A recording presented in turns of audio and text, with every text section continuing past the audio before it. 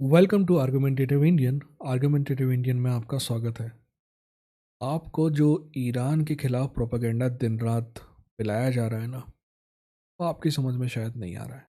मैं उम्मीद करता हूँ कि इस वीडियो के बाद आ जाएगा। और हाँ, वो सब्सक्राइब, बेल आइकॉन, ये सब तो आपको पता ही है, और मेरे कहने से आप कुछ करने वाले हैं नहीं। इसलिए शुरू करते हैं वीडियो। इस ईरान वाली कहानी जो अभी लेटेस्ट है उसको शुरू से करते हैं, ठीक है। स्टेप बाय स्टेप समझते हैं। ईरान में जो कुछ भी चल रहा है उसकी कहानी असल में नए साल के आसपास खुलकर सामने आती है। 2 जनवरी को डोनाल्ड ट्रंप एक बयान देते हैं और वो कहते हैं कि अगर ईरान अपने ही देश में पीसफुल प्रोटेस्टर्स पर गोली चलाएगा और उन्हें मारेगा, जैसा कि उनके शब्दों में ईरान में कस्टम है, तो यूनाइटेड स्टेट्स अमेरिका उन प्रोटेस्टर्स की मदद के लिए तैयार है। We are locked and loaded, ये शब्द डोनाल्ड ट्रंप खुद इस्तेमाल करते हैं। ये कोई सिंपैथी वाला बयान नहीं था, ये प्योर धमकी वाला बयान है जो मदद की पैकेट में लिपटा हुआ है। इतिहास में जब कभी अमेरिका किसी देश को फ्रीडम देने की बात करता है तो वह उस देश के लिए किस ऑफ डेथ जैसा होता है। मिडिल ईस्ट हो चाहे दुनिया का कोई भी हिस्सा, फ्रीडम का मतलब, अमेरिका की तरफ से फ्रीडम का मतलब आमतौर पर बॉम्ब्स, सैंक्शन और रिजीम चेंज होते हैं। 10 जनवरी को ट्रंप एक बार फिर से बोलते हैं कि ईरान शायद अब फ्रीडम देखने वाला है जैसा उसने पहले कभी देखा ही नहीं, और अमेरिका की मदद के लिए खड़ा है। इसी पॉइंट पर लिंडसी ग्राम जैसा टुच्चा सेनेटर खुशी मनाते हुए बोलता है कि अब मेक अमेरिका ग्रेट अगेन के बाद मेक ईरान ग्रेट अगेन होने वाला है, और इसी की वो टोपी बना के ट्रंप से साइन भी करवाता है। वो कहते हैं कि बस मदद आने वाली है, इसका मतलब ये है कि प्रोटेस्टर्स की मदद अमेरिका करने वाला है। उनका ये भी कहना है कि ईरान में जो लोग प्रोटेस्ट कर रहे हैं, अगर वही लोग सत्ता में काबिज हो जाएं तो ईरान ग्रेट अगेन बन सकता है। यानी कोई कन्फ्यूज़न नहीं, कोई एम्बिग्यूटी नहीं, मैसेज क्लियर है। अयतुल्ला हटे, मौजूदा सत्ता गिरे और प्रोटेस्टर जीतें। इसे ऐसे दिखाया जाता है जैसे ट्रंप को ईरानी लोगों से बहुत मोहब्बत है, जैसे बस वो उनकी मदद करना चाहते हैं। यही नैरेटिव पहले वेनेजुएला में चला, फिर अर्जेंटीना में चला, अब ईरान में चल रहा है। ये पिछले 1 साल की बात कर रहा हूँ मैं। अमेरिका फर्स्ट की बात करते करते मामला यहाँ तक पहुँच जाता है कि अमेरिका हर जगह दूसरों को बचाने के लिए निकल पड़ता है। लिंडसी ग्राम जैसा टुच्चा ईरानी लोगों को मैसेज देते हुए कहता है कि ये उनका लॉन्ग टर्म माइंड नाइटमेयर जो है वो अब खत्म होने वाला है। कारण, लिंडसी ग्राम आंडा है इसराइल का और इसराइल को इससे फ़ायदा होता है। वो आगे बढ़ते हुए ये कहते हैं कि उनकी जो बहादुरी है हमने नोटिस कर ली है, और हेल्प अब बस रास्ते में है। यही लैंग्वेज हर रिजीम के चेंज के पहले सुनाई देती है। आप में से कई लोग पैदा नहीं होंगे, पर यही लैंग्वेज अफ़गानिस्तान वॉर के पहले सुनाई दी थी, यही लैंग्वेज इराक वॉर के पहले सुनाई दी थी, और शायद यही लैंग्वेज वियतनाम, कोरिया के पहले भी सुनाई दी थी। यहाँ पे ग्लेन ग्रीनवॉल्ड एक बहुत इंपॉर्टेंट सवाल का जवाब मांगते हैं। वो कहते हैं कि इज़राइल के जो लॉयल नियोकॉन फैक्शन है, उसने ट्रंप से जो कुछ भी मांगा है वो ट्रंप को मिल गया है। ईरा इसराइल हमेशा से चाहता था कि अमेरिका वॉर स्टार्ट करे ईरान के साथ, और इस बार तो कम से कम न्यूक्लियर वेपन का बहाना भी नहीं है। याद है कि पिछली बार बम इसलिए गिरा रहे थे क्योंकि nuclear weapon all in that. अब ये बहाना भी नहीं है, वो सीधा सीधा रिजीम चेंज की बॉम्बिंग की बात है। रिजीम चेंज के लिए बॉम्बिंग की बात है। इंपीरियल गोल्स को अब छुपाया भी नहीं जा रहा है, और ये बात मैं बहुत अच्छी मानता हूँ। डोनाल्ड ट्रंप रिजीम की कम से कम ये बात तो अच्छी है कि कम से कम वो अपने घूसा मारते समय ना मखमल नहीं लगाते हैं सामने। इसके बाद नरेटिव को पुश करने के लिए दूसरा फेज शुरू होता है। सोशल मीडिया पे कहा जाता है कि ईरान को इंटरनेट से काट दिया गया है। मैसेज दिया जाता है कि अगर आप भी चुप हैं तो आप क्रुएल्टी का साथ दे रहे हैं। एवरी आवर्स काउंट, यानी ग्लोबल ऑडियंस पर मोरल प्रेशर बनाया जाता है। अब आपको समझना होगा कि ये वही लोग थे जो गाज़ा में जेनोसाइड के खिलाफ अगर कोई बोल रहे थे तो बोल रहा था कि ये मॉरली गलत है। अब ये यहाँ पे उसके पक्ष में कोई नहीं बोल रहा है तो बोल रहा है कि वो मॉरली गलत है। इनमें से ये सारे के सारे लोग मॉरली गलत हैं। वो गलत नहीं है जो गाज़ा के समय बोल रहे थे और अभी नहीं बोल रहे हैं। सबको समझ में आता है कि क्यों नहीं बोल रहे हैं। सबको समझ में आता है कि प्रोटेस्टर्स के पीछे कौन है। और फिर रिजीम चेंज के समर्थन में ब्रॉसनन जैसे टुच्चे जो है हमेशा सामने आते हैं, वो इस बार भी आते हैं। ये बात अलग है कि इस बार उनको समर्थन वो आपकी हैरी पॉटर वाली लेखिका से भी मिल गया। यही लोग कुछ दिनों पहले तक वेनेजुएला में आज़ादी ला रहे थे, अब वहाँ लाने के बाद अब ये ईरान की तरफ निकले हैं। वो कहते हैं कि जो सरकार अपने ही लोगों से नफरत करती है उसका अंत करीब है। इसी दौरान एक्स पर माइकल ट्रेसी पॉइंट आउट करता है कि ईरान के फ्लैग इमोजी को प्री इस्लामिक रेवोल्यूशन फ्लैग से रिप्लेस कर दिया गया है, जो पहलवी मोनार्की और अपोजिशन ग्रुप को खुश करता है। याद है ये हरामखोर सबके सब बोलते थे आपको पहले कि ईरान में ना बदलाव इसलिए ला रहे हैं क्योंकि वहाँ डेमोक्रेसी लाना है, डेमोक्रेसी वहाँ ऑलरेडी है। ठीक है, टॉप पे प्रेसिडेंट की जगह खुमैनी रहते हैं बस। ठीक है ना, अभी लिबरल पार्टी का राज है जो actually kind of anti Khomeini party है। और ये सारे जो प्रोटेस्टर्स हैं इनके बाहर जो बाप हैं वो क्या बोलते हैं कि पहलवी जो रेजा शाह है उसको वापस आ जाना चाहिए। एक और वीडियो बनाऊंगा मैं रेजा शाह के बारे में, उस हरामखोर के बारे में भी बात करना ज़रूरी है, बट फिलहाल यहीं पे देखिए ये बात करते हैं कि रेजा शाह को वापस बुलाना है। यानी कि ये लोग तो लोकतंत्र हटा के राजतंत्र लाना चाहते हैं। पर अगेन बात करेंगे लोकतंत्र की। ठीक है, कई लोग इसे सिर्फ कोइंसिडेंस बताते हैं और कुछ कहते हैं कि इसमें कॉन्टेक्स्ट जो है वो छुपा हुआ है। आपको याद है कि ईरान इलॉन मस्क ने गाज़ा के स्टार्ट में फ़लस्तीन के पक्ष में एक छोटा सा बयान दिया था, उसके बाद उस पर इतना ज़्यादा एंटीसेमेटिक होने का चार्ज लगा, इतना ज़्यादा एंटीसेमेटिक होने का चार्ज लगा कि ईरान इसके बाद इलॉन मस्क और एक्स जो है जो इसराइल चाहे वही करने लगा। पहले अगर आपने एक्स में पूछा होता था कि गाज़ा में जेनोसाइड हो रहा है तो एक्स जवाब देता हाँ सारे सिम्टम्स है जेनोसाइड के हैं। वो आपका ग्रॉक जवाब देता। आप ग्रॉक से पूछेंगे तो वैसा जवाब नहीं देगा, क्योंकि ये सारे के सारे एआई डेटा पे चलते हैं। इनको जो डेटा फीड किया जाएगा उनका जवाब उसी डेटा पे बेस्ड होगा। पहले सच्चा डेटा था, अब फर्जी डेटा है। जवाब मनचाहा चाहिए तो मनचाहा डेटा फीड करो।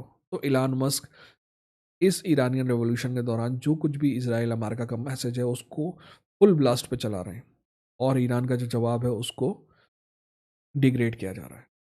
ठीक है, आपको ना ये समझना होगा कि इजरायली मीडिया में ये बात साफ साफ छपती है। इजरायली मीडिया में छपता है पेपर में कि इजराइल इंटेलिजेंस एजेंसी प्रोटेस्टर्स को मैसेज भेज रही है और वो कहती है कि हम सिर्फ दूर नहीं बल्कि ग्राउंड में भी आपके साथ हैं।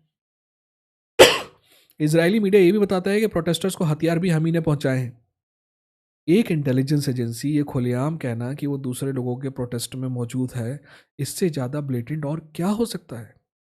इसके बाद ग्राउंड सिचुएशन की बात सामने आती है। तेहरान के मेयर बताते हैं कि hospital, medical centres, banks, mosque, police facilities सब पर अटैक हुए हैं।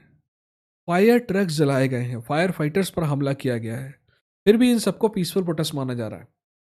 आप मुझे ये समझाइए कि 340 मस्जिदें, ये मैं बार बार फिगर इसलिए बोलता हूँ क्योंकि ये फिगर अमेरिका साइड से भी आता है और ये फिगर ईरान साइड से भी आता है, यानी कि इस फिगर को सही माना जा सकता है। आप ये बताइए कि ऐसे कौन से प्रोटेस्टर्स होंगे जो 340 मस्जिदें जलाए होंगे। मान लीजिए कि हम जो है 80% के आसपास हिंदू लोगों का देश है, हम सरकार से कितने भी खफा हो जाएं, मंदिर तो नहीं जलाएंगे, है ना। अगर ज़्यादा ही कुछ हुआ तो सरकार को नुकसान पहुंचाने करेंगे, मंदिर तो सबके हैं। वैसे ही वहाँ मस्जिद सबकी हैं। कारण यह है कि इनको बाहर से आदेश मिला है कि हुड़दंग मचाएं, वायलेंस करें, ताकि सरकार डिस्टेबलाइज हो।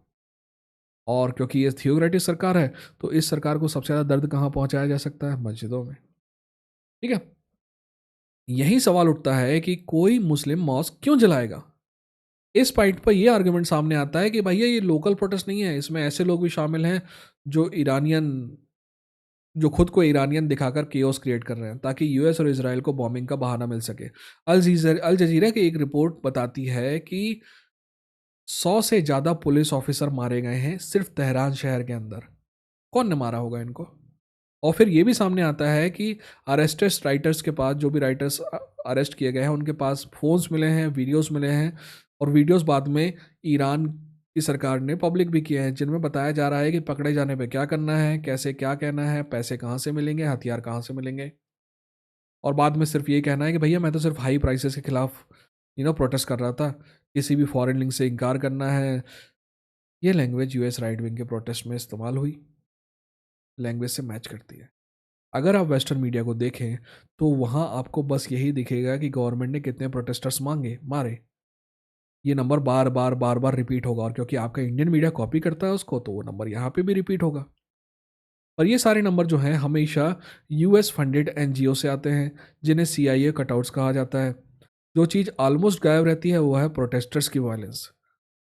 National endowment for democracy openly ये कह चुकी है कि वो वही करता है जो सीआईए उससे कराता है। फिर इसकी किसी भी रिपोर्ट पे कैसे भरोसा किया जा सकता है। कलर रेवोल्यूशन के बारे में सर्च कीजिएगा आपको। इसको सही ब्रांडिंग देने के लिए एनईडी बनाया गया था। एनईडी पहले भी ईरान के प्रोटेस्ट में इन्वॉल्वमेंट का क्लेम कर चुका है। 2023 के प्रोटेस्ट इसका सबूत है। रियलिटी है कि कुछ लोग जेन्युइनली इकोनॉमी से परेशान होकर सड़कों पे उतरे हैं, ये बात गलत नहीं है। लेकिन उसी क्राउड में एनईडी लिंक्ड या मोसाद लिंक्ड लोग भी घुसा दिए गए हैं, वही गन चला रहे हैं, वही बिल्डिंग जला रहे हैं, वही ग्राउंड में लोगों को लिंच कर रहे हैं और वही मस्जिद जला रहे हैं। क्योंकि जो भी आदमी सरकार से महंगाई के लिए प्रोटेस्ट कर रहा है वो तो सही है, पर वो इसके लिए कभी मस्जिद नहीं चलाएगा, सिंपल, घर नहीं चलाएगा। सरकार के खिलाफ प्रोटेस्ट में शायद सरकारी ऑफिस जल सकते हैं, पर इनोसेंट लोगों के घर कोई नहीं जलाएगा, समझे? देखिए, ये सब इसलिए किया जा रहा है ताकि गवर्नमेंट ब्रूटल क्रैकडाउन करे, और गवर्नमेंट ब्रूटल क्रैकडाउन करेगी और कर भी रही है। और फिर उस क्रैकडाउन की फोटो वीडियोस पूरी दुनिया में बढ़ाए जाएं और उसके बहाने फिर ईरान पे हमला किया जाए। सिंपल है, मैं आपको एक झापड़ मारता हूँ, बदले में आप मुझे एक झापड़ मारते हैं, पर मैं क्या करता हूँ, सिर्फ आपका वो झापड़ रिकॉर्ड करता हूँ और मैं बताता हूँ कि देखो ये कितना वायलेंट आदमी है। इससे पहले ये ईरान में एक बार और ट्राई हो चुका है, इससे पहले सीरिया में भी ये हो चुका है। सीरिया के हालात इस जगह पे पहुंचा दिए गए हैं जहां सीरिया में आज 94% लोग पॉवर्टी में चले गए हैं, और इसको यूएस सक्सेस कहता है। इराक को यूएस सक्सेस कहता है। इराक जहाँ पे लड़कियों का स्कूल में पढ़ना बहुत कॉमन था और बहुत कई कई जगह तो मैंडेटरी था, वो आज इस हालात में पहुंच गया है कि लड़कियां बुर्के के बिना बाहर नहीं निकलती। इसको यूएस सक्सेस कहता है। लीबिया जहां ह्यूमन राइट्स डेवलपमेंट इंडेक्स में अफ्रीका में सबसे ज़्यादा था, सबसे ज़्यादा एलिजिबिलिटी, सबसे ज़्यादा पढ़े लिखे लोग वहाँ पे थे, पर कैपिटा इनकम पूरे अफ्रीका में सबसे ज़्यादा थी, उनके लिविंग स्टैंडर्ड्स यूरोप के देशों के बराबर के थे। आज वहाँ पे लिटरली स्लेव्स बिक रहे हैं, सिविल वॉर चल रही है। इसको यूएस सक्सेस कहता है। तो जब कभी यूएस फ्रीडम लाने की बात करे ना, तो यही होता है जो इराक में हुआ, सीरिया में हुआ, अफगानिस्तान में हुआ और अब ईरान में हो रहा है।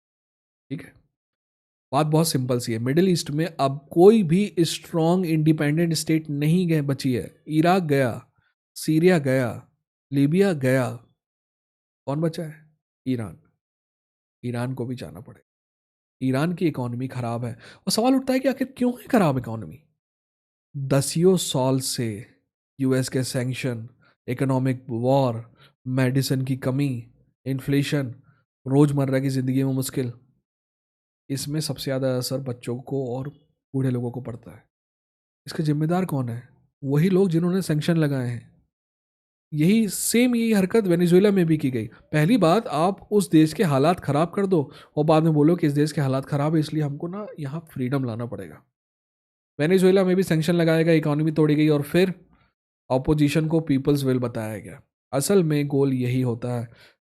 असल में गोल ये नहीं होता है कि कौन शासन करता है, गोल ये होता है कि वहाँ कोई भी ऐसी ताकत ना बचे जो वेस्टर्न इंटरेस्ट को चैलेंज कर सके।